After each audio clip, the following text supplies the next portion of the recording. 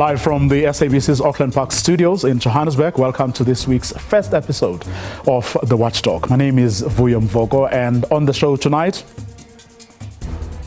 It is akin to defecting, urinating on the Constitution itself. We shine the spotlight on the scourge that is racism and racial intolerance. A new study whose findings were made public today suggests racism remains a central problem in South Africa, affecting millions of people. My guests are all participants at a two-day conference that started today here in Johannesburg, and all of them presented papers on the subject. But before we get to that conversation, we'll bring you an update on the floods that have devastated parts of KwaZulu-Natal yet again. All that and more in tonight's episode of The Watchdog, which starts right now.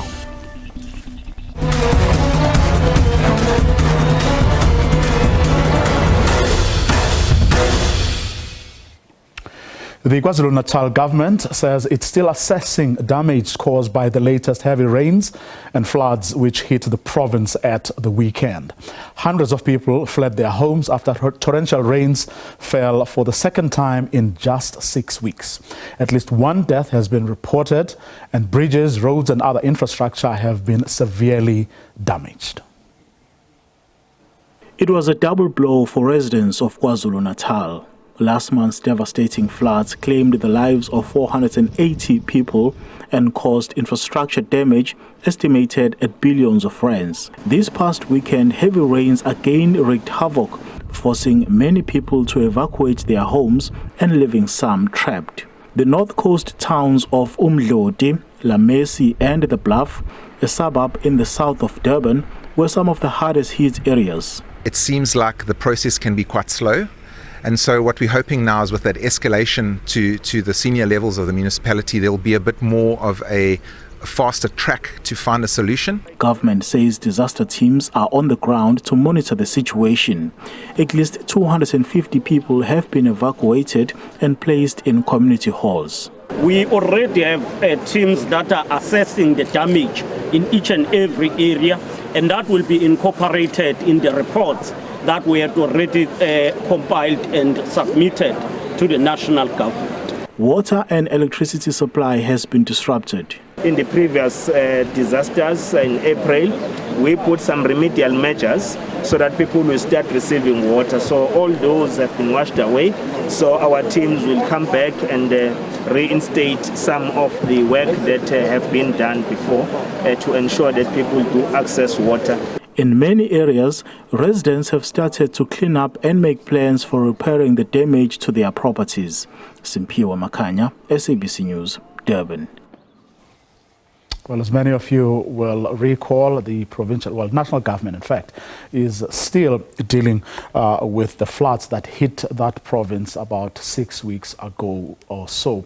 Minister in the presidency, Mondli Gungubele, today reiterated that the government has 1 billion rand in contingency reserves to assist with the devastation that took place last month. He was briefing Parliament's ad hoc committee on flood disaster relief and recovery plans. Gungubele said the estimated cost of the disaster is at least 25 billion rand.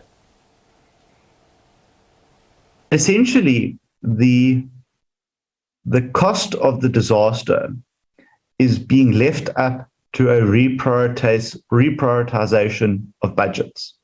That's essentially what it comes down to. There's no new money, as I can see, or from what I can understand in your presentation, being made available to the province. So if that's the case, then government must admit then there's going to be a heavy toll on frontline services, particularly in education and healthcare. I know undoubtedly that the Minister of Finance has said there's 1 billion contingency fund, which is in the coffers of Treasury. This is a fact. This is not a theory or anything. But the minister would have said, infrastructure departments, whenever there's a budget allocation to them, there is a portion for contingency situations, for disaster. Once that is done and finished, They are expected, therefore, to access the 1 billion. Well, we would, of course, love to hear from you, your lived experiences, the problems that you may have been encountering since the floods hit your part of KwaZulu-Natal about 6 weeks ago or so. We'd like to hear from you so that we can see from our end whether there is something that we can do, or perhaps alert the authorities to experiences that they may not be aware of. Our Twitter handles are on the screen as I speak. After the break, racism and racial discrimination in South Africa. We take stock through the eyes of experts who are currently meeting in Johannesburg to grapple with the issue. Don't go away.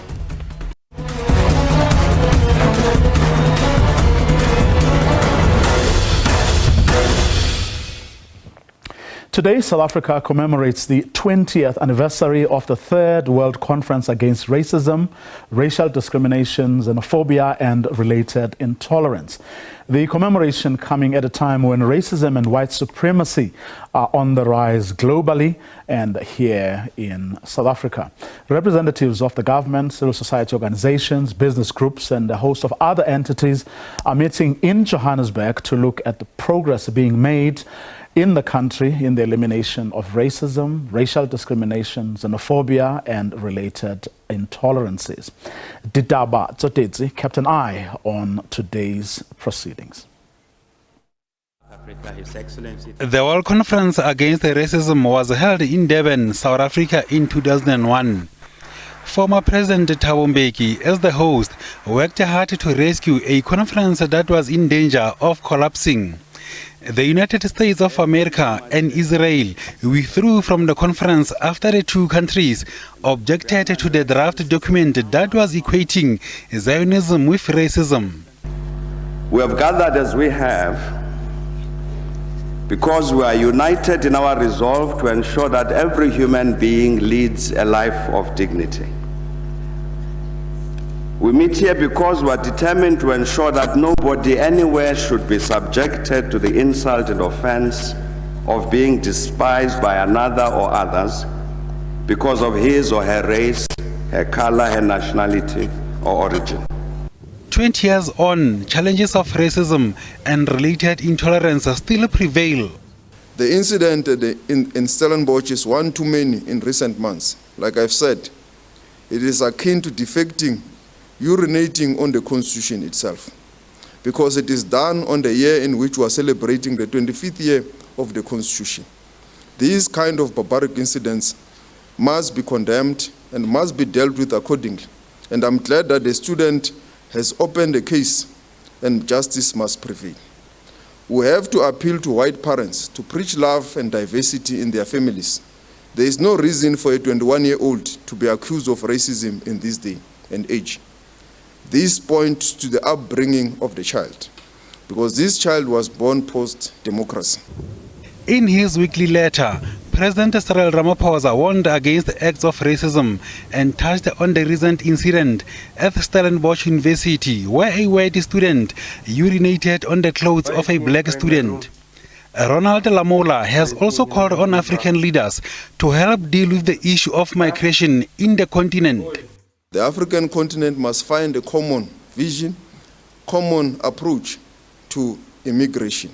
And we must be able to respond in a manner that also helps receiving nations like South Africa in dealing with this challenge. But it does not help when other countries resort to job preservations for their nationals, because this then put unnecessary pressure to the government of South Africa, which is a receiving country and which continues to play its role to ensure that there is harmony, there is tolerance. President Ramaphosa says racism must be confronted and says white supremacy must not be tolerated. Didaba Tsotetsi, SABC News, Johannesburg. My guests are all participants at the two-day conference currently taking place here in Johannesburg. All of them presented papers today. Advocate Bensi Tlakula is a member of the Committee on the Elimination of Racial Discrimination. Danalyn Fransman is a Chief Director in the Department of Justice, responsible for social justice and participatory democracy. Dr. Stephen Gordon is a Senior Research Specialist at the Human Sciences Research Council.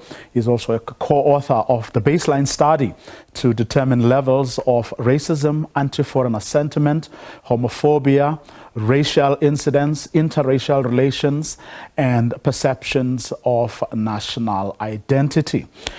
Evening to all of you, and thank you so much for your time. Good evening. Please unmute. Well, thank you very much for bringing this important issue to national attention. And I think we can all agree that this is a time to talk seriously about the problem of racism in our society. And as we talk about this serious problem of racism, we must also remember that it is necessary to discuss other forms of prejudice which affect the lives of ordinary South Africans: sexism, xenophobia, homophobia, and other forms of related intolerance. Can't agree with you more there, Dr. Gordon. However, for the purposes of tonight's discussion, we're going to focus narrowly, not because the other forms are not important, just because of the time constraints that we have tonight. We do, of course, all the time discuss all these issues. In fact, only a couple of weeks ago, we were looking at xenophobia and so on. So if you bear with me tonight, we're going to just focus narrowly on racism, if you don't mind. And I'm going to start with you because, you presented and handed over the outcomes of that baseline study that you and your colleagues, undertook. Very briefly, the salient points, the key findings, about the state level of racism in South Africa. Dr. Gordon? Absolutely. Thank you so much. So we used nationally representative public opinion data to examine self-reported levels of racism and interracial attitudes in the country. The results, unfortunately, are quite negative. Many people feel that at the very least they are sometimes personally racially discriminated against, with minorities feeling that they are either often or always racially discriminated against. Levels of perceived racial discrimination have increased in 2020 and 2021. Currently, almost half of the adult population of South Africa says that they feel racially discriminated against at least sometimes. Many people see other racial groups as a threat, not only to their economic position, but to their political, social, and cultural positions within South African society. There is a feeling that we cannot trust people of other racial groups. And unfortunately, levels of interracial contacts don't always provide the cohesive, friendly bridge building that we would like to see. The data presented in the baseline study is extremely wide-ranging, showing the necessity of the National Action Plan against racism and racial intolerance, demonstrating that we need to devote appropriate resources to this issue. This is a sizable problem and demands sizable response. Credit should be given to the Department of Justice for stepping up to try and address one of the most difficult problems in our country at the moment. Advocate Tlakula, are you surprised at all at these negative results, as Dr. Gordon calls them? No, I'm not.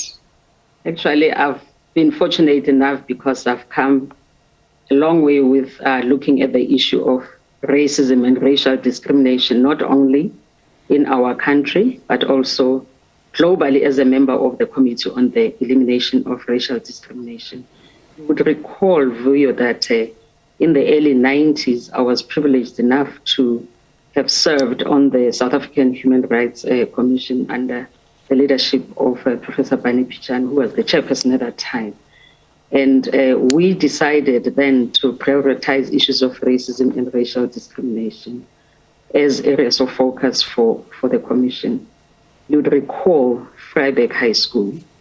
You would recall the racism that was taking place in many, many schools that we investigated. Residences at universities. I can talk about Stellenbosch, Potchefstroom University as it was, Turkey's at that time, and the University of Free State. It's actually interesting that at Stellenbosch at that time, they had induction rituals for first-year students. And it was during one of those rituals that a Black student was killed by a motor vehicle. In Potchefstroom University, a student drowned during the induction. At Turkey's, even Rao at that time, I think they had these colonial statues that first-year Black students had to salute. And so it has been going on. Where are we? 20 years. Stellenbosch is on the rise. Look at Jan Viljoen High School in the West Rand. Similar incidents to Vryburg. And the question that we have to ask ourselves is, why are we still here? And it's not only South Africa. Racism and racial discrimination is alive globally. Mm-hmm. Well, Tanalyn, I mean, on the Department of Justice's website, you guys make a very bold assertion in reference to the National Action Plan, which we are going to talk about.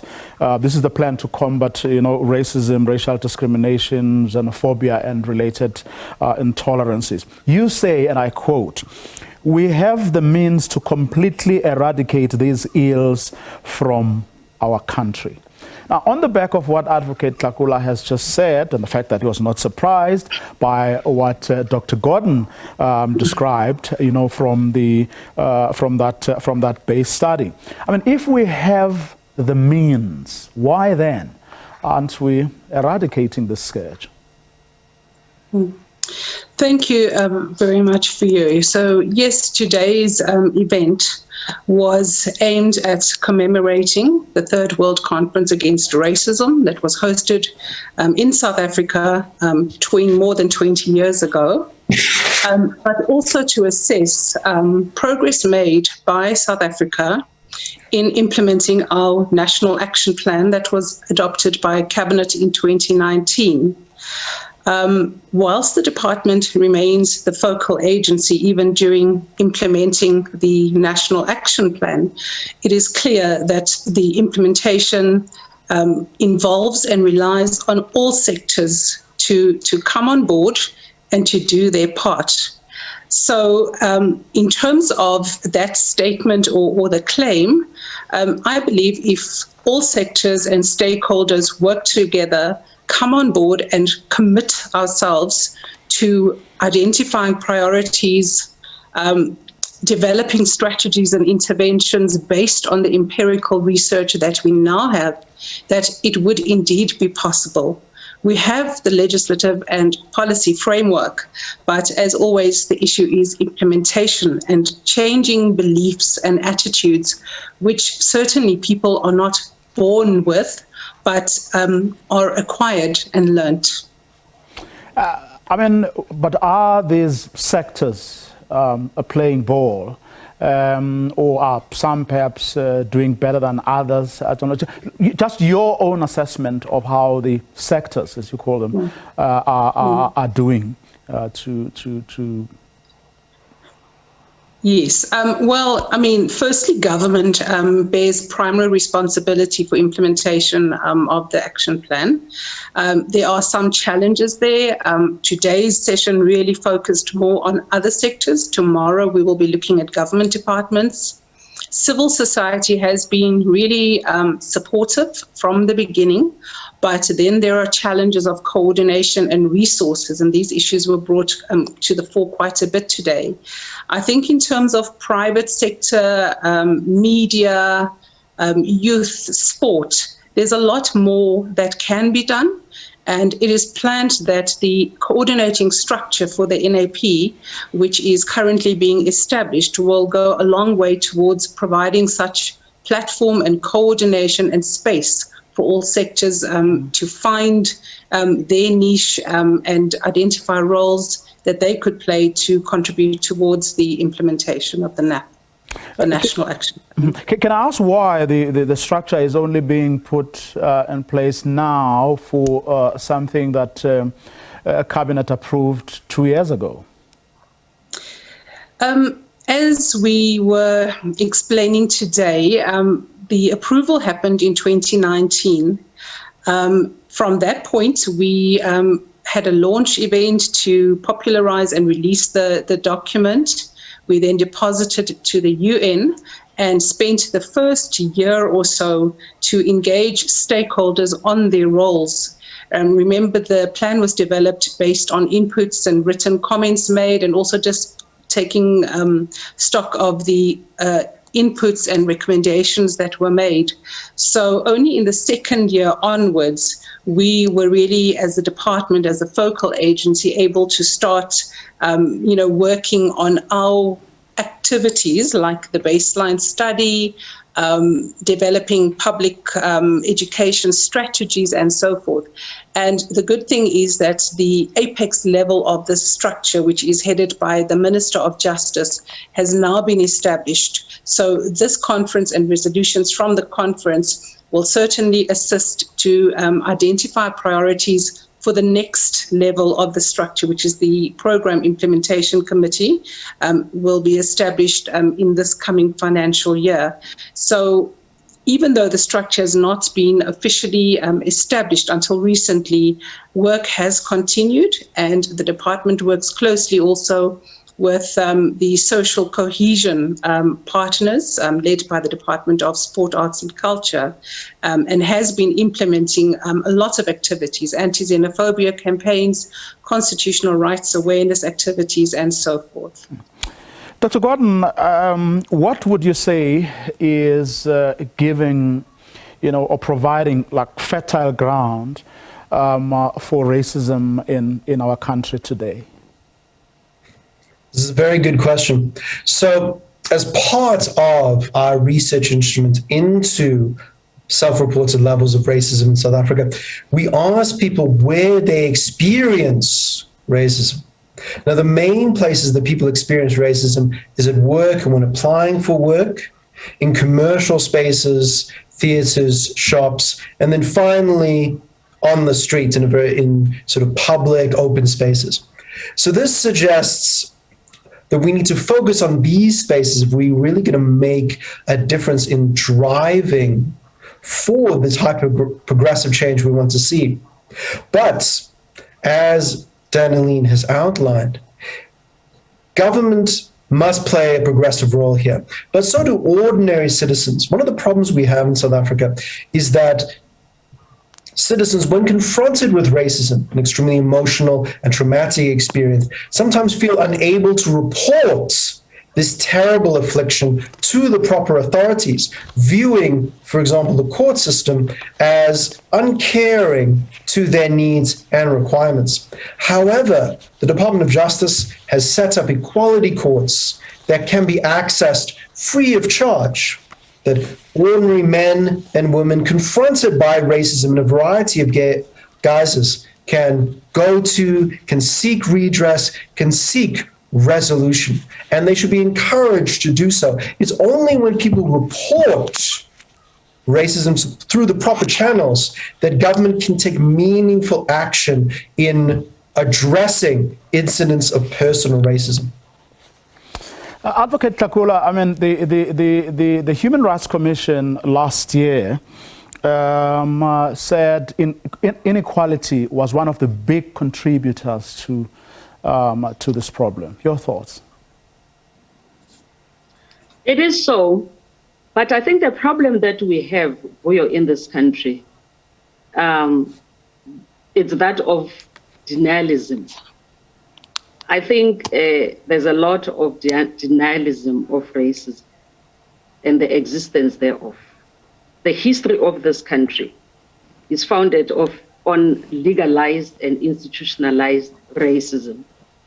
But Vuyo, I don't know how many schools, if at all, teach issues of equality and racial discrimination. In fact, today I asked my grandson whether at school they ever talk about racism, racial discrimination, the need to treat each other fairly and equally. That does not happen.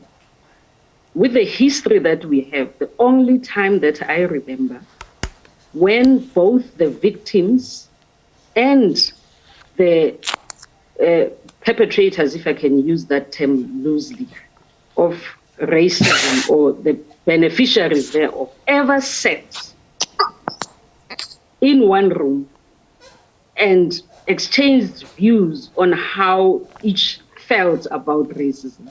That was in 2000. We haven't done that. We think that we can leave this to chance and that it will evaporate. Racism is alive, it's emotive, but we don't want to confront it because it's a difficult conversation. But with the history of this country, we have no option but to engage in that difficult conversation. Otherwise, we're going to go around as we are. We have adopted policies, laws, equality courts, and so on. That is not enough. The hate crimes bill will come into operation or it will be adopted, but until at every level we deal with it, and we call it by name, because the problem is that we don't want to call it out. Even in the workplace, we want to call it diversity and so on. Let's call it by name and say how it manifests itself, how the victims thereof feel about it, and also talk about just the manifestations that, you know, some people from the white community are not even aware of. Some of them are so silly. You come across them in the shops.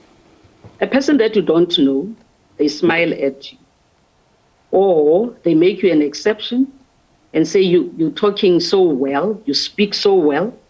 Or even, you know, silly things of just trying to make you the other, different from other Black people.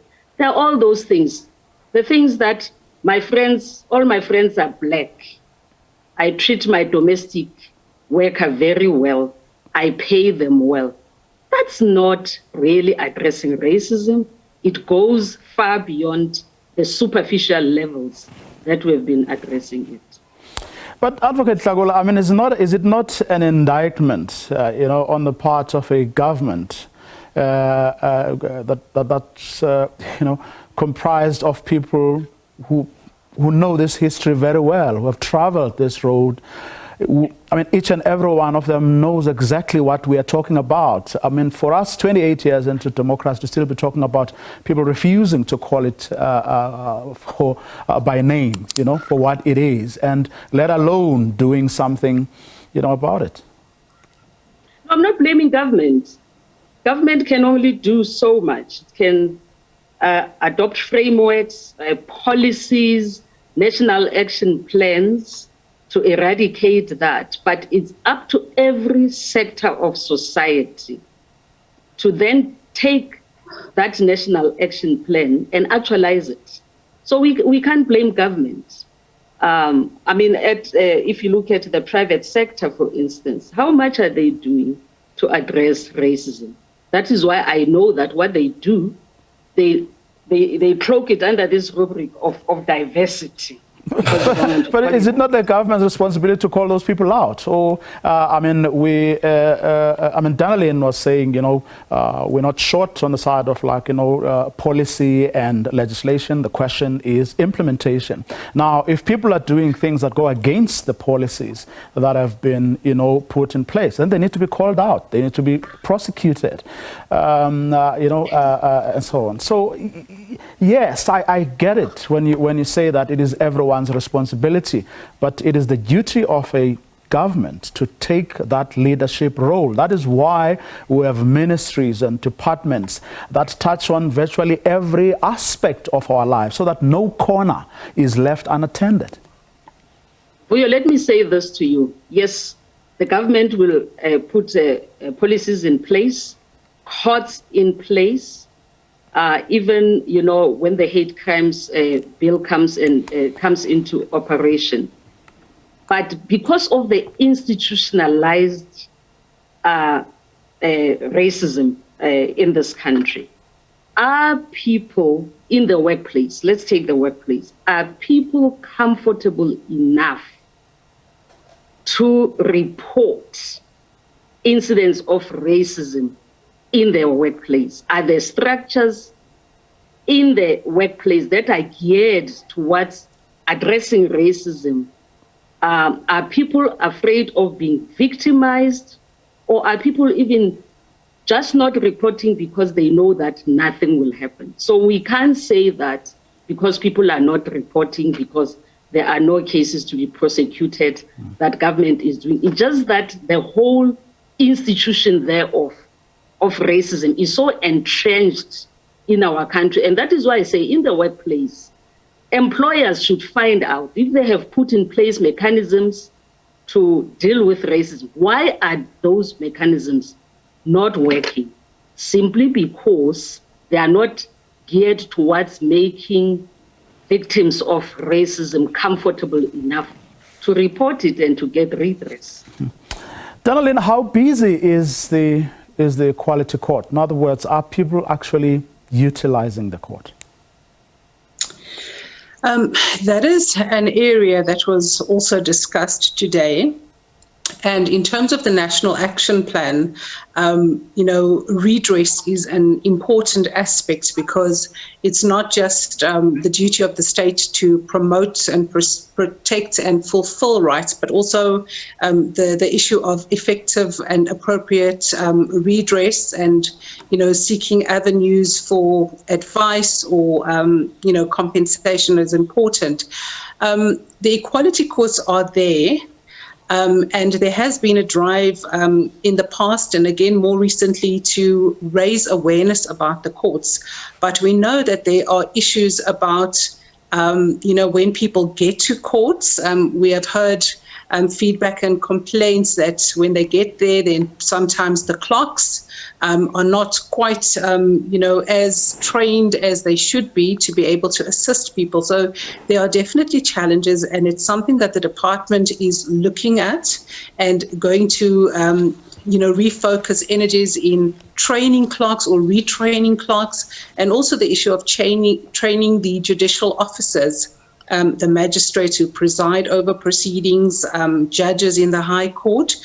So I think there's a lot more that could be done, and to use these mechanisms that are meant to be freely available and without any cost. So I think that is definitely an avenue that is underutilized.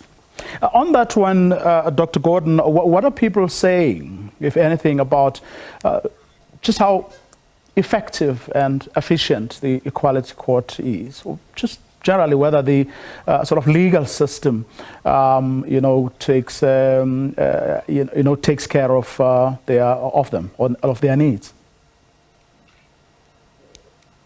South African people have some suspicions of the court system. A few years ago, initiated by Professor Nani Baramulla at the Human Science Research Council, we looked at public attitudes towards the courts. We found that many people considered the courts to be partial to the interests of the wealthy and the connected, and to overlook the poor and destitute. Indeed, it is this perception of partiality that perhaps leads to some nervousness on the part of certain citizens about approaching the court system with issues of racism. In addition, there is a feeling that the courts take too long to reach judgments and do not reach judgments which serve the interests of victims, too lenient on perpetrators. The truth of these perceptions is neither here nor there, but their perpetuation in many poor and working class communities leads to an underutilization of the courts, which is an issue. Again, if people do not bring grievances to the legal system, there is no way for that legal system to address those grievances. Of course, while we speak of individual acts of racism, personal discrimination, we must also consider the larger issue of systemic racial injustice, emerging as it does from an ongoing system of racial inequality in South Africa regarding economic wealth and economic opportunity. Now, these are issues that the South African government has long sought to address through various programs of racial transformation, programs that have often met quite a bit of resistance from people in the public sector, as well as from certain members of the middle class and wealthy elites. If we are to truly strive for a society which is non-racist, we must deal with the fundamental problem of racial wealth inequality. Dr. Gordon, I mean, in fact, perhaps I should direct this to Dannelyn. Real or perceived, the attitudes Dr. Gordon has just described should be of concern to you.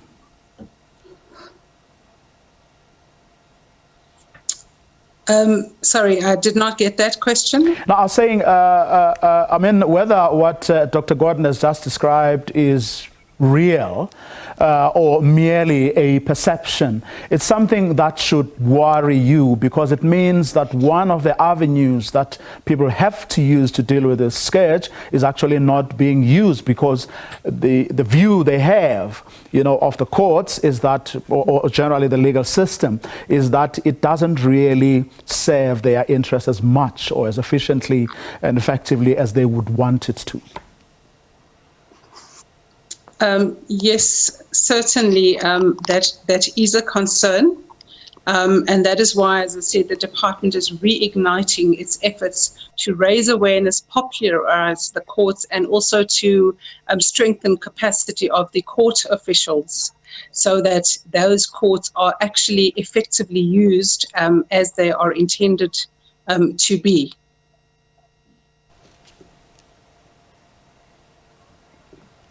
Okay, I seem to have lost Dannelyn there. Hopefully we'll be able to reconnect. Advocate Tlakula, if I may come back to you. The question now is, how do we step up?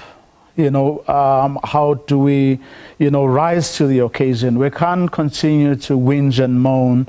Dr. Gordon and everyone else who are able to do these studies can do many of them, or as many of them as possible. So we've got to get to a point where we say, let's confront the problem head on. Where do we begin?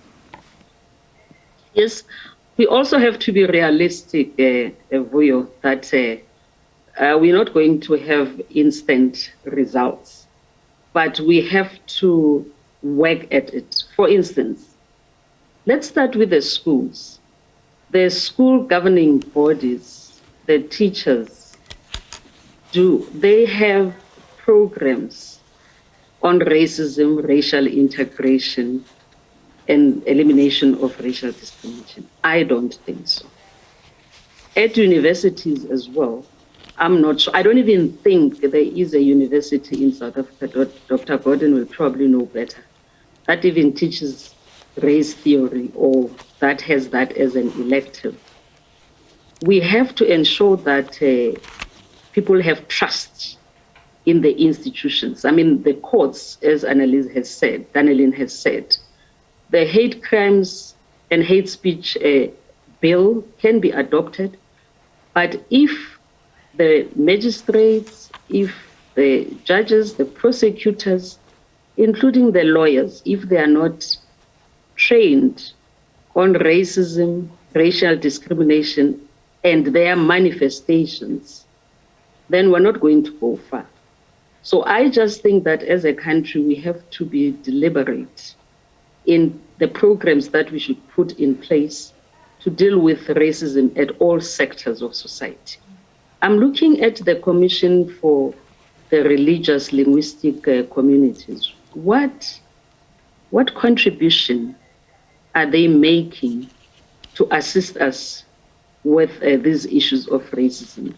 When I talk about having a dialogue as a nation, where we have, organizations on the extreme right and on the extreme left, we should have AfriForum in the room together with other organizations that are progressive. We should have organizations such as Dudula, and this is what the executive director of Ahmed Kathrada Foundation said this morning, to say we should stop preaching to the converted.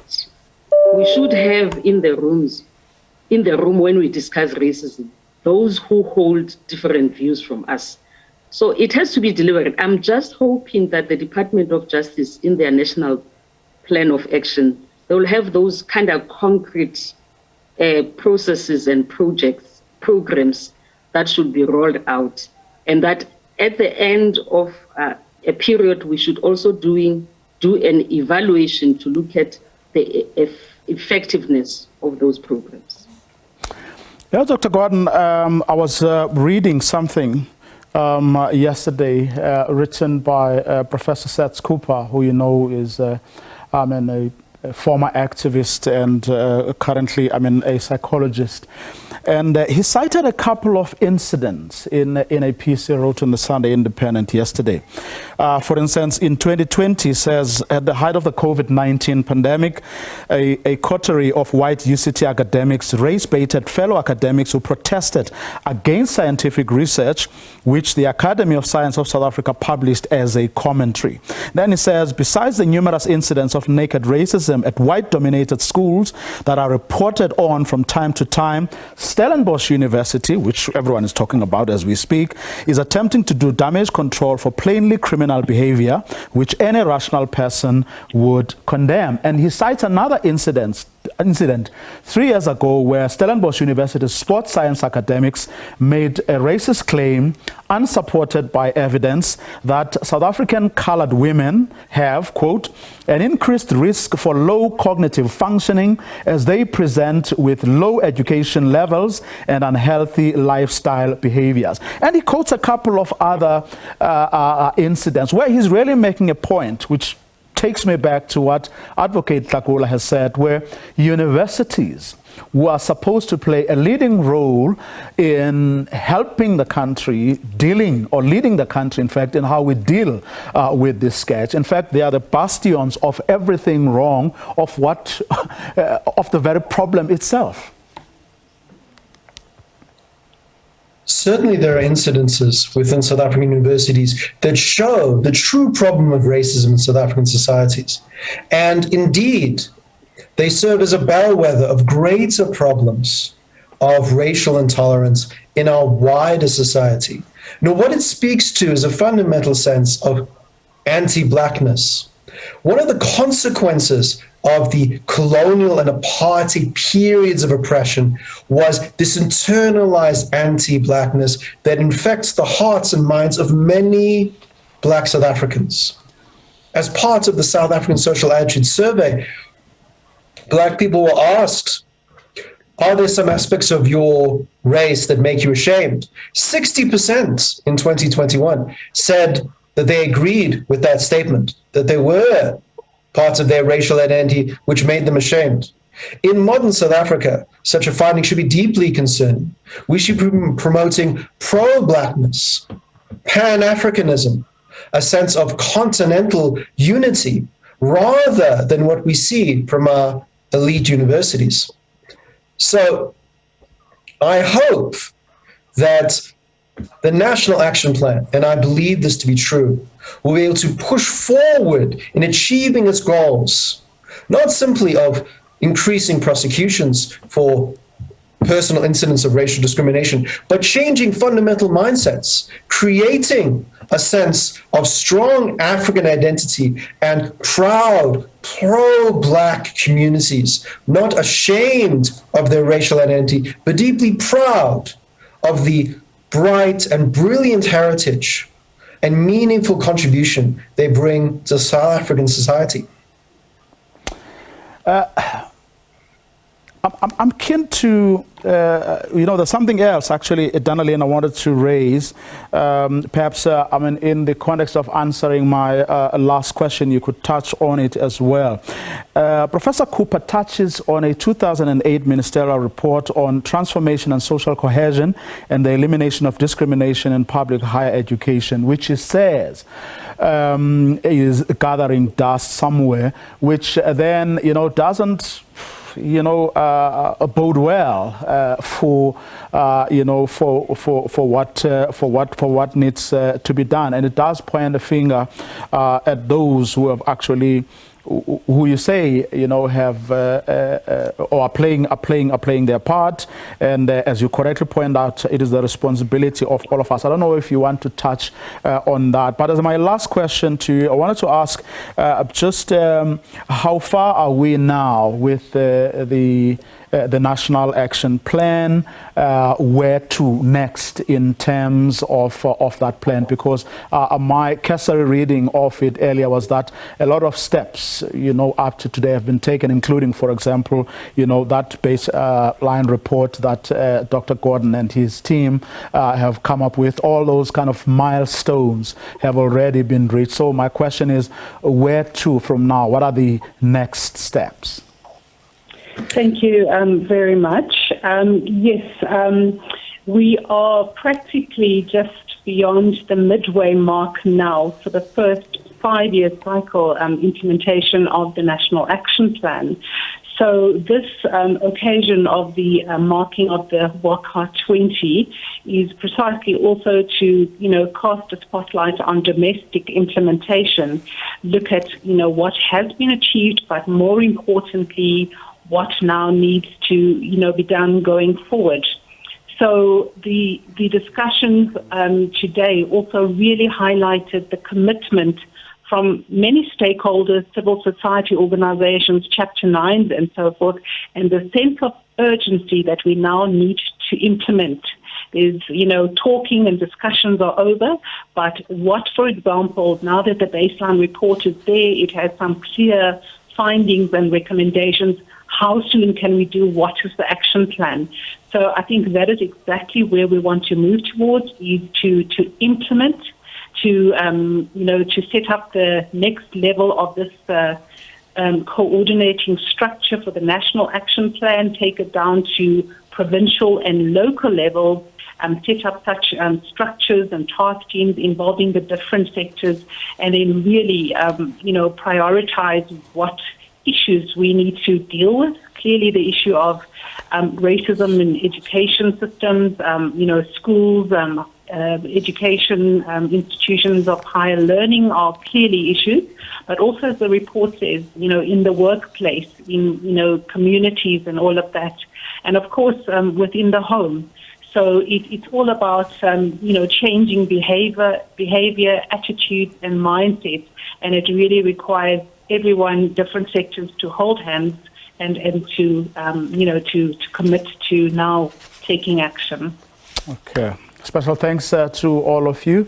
Advocate Tlakula, a member of the Committee on the Elimination of Racial Discrimination, Dannelyn Fransman, Chief Director in the Department of Justice, as well as Dr. Gordon, who, of course, is one of the authors of that baseline study to determine the levels of racism and anti-foreigner sentiment, homophobia, interracial relations, and perceptions of national identity. identity here in South Africa. That conference, of course, that they are all participants in continues tomorrow, and I'm sure our team working on that will bring you an update tomorrow. Before I bring you a breaking story, while I was scouring social networks and talking to people preparing for tonight's show, came across this from Professor Pitika Nduli, who is, of course, who is himself an activist, but also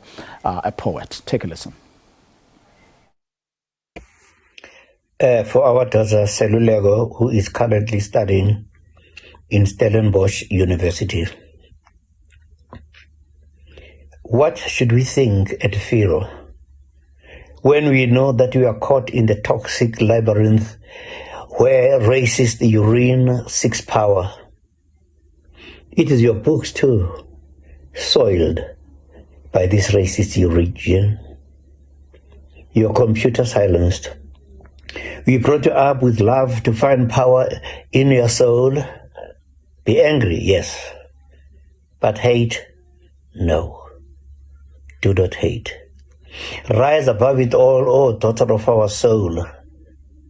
We've also told you that there are so many things up on this earth that come from such a low level, even you can rise above it. We love you. Professor Pitika Nduli, of course, message to his daughter on the back of that incident at Stellenbosch University. Well, to this breaking story now, before we leave you, about 3,000 Sibanye Stillwater mine workers, we are told, have gathered at the union buildings demanding to meet President Cyril Ramaphosa. For more on this, let's now cross to Sibongiseni Nombanga, who is the leader of the miners who we are told are there right now. Sibongiseni, good evening. Thanks very much for your time. Tell us why you decided to go to the union buildings and not Sibanye Stillwater. Hello? Yes. Why did you choose the union buildings instead of Sibanye Stillwater?